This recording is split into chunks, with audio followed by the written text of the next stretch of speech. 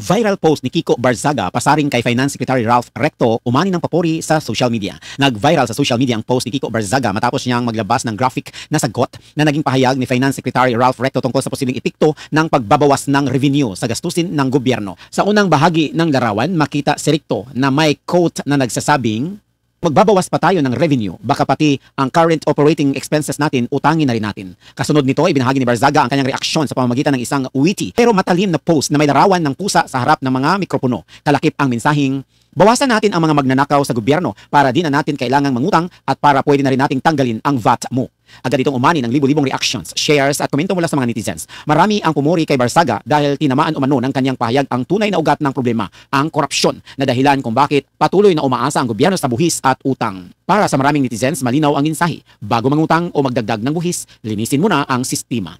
Ikaw, anong masasabi mo sa usaping ito? Kung nagustuhan mo ang video na to, huwag kalimutang mag-subscribe at mag-follow. Maraming salamat po.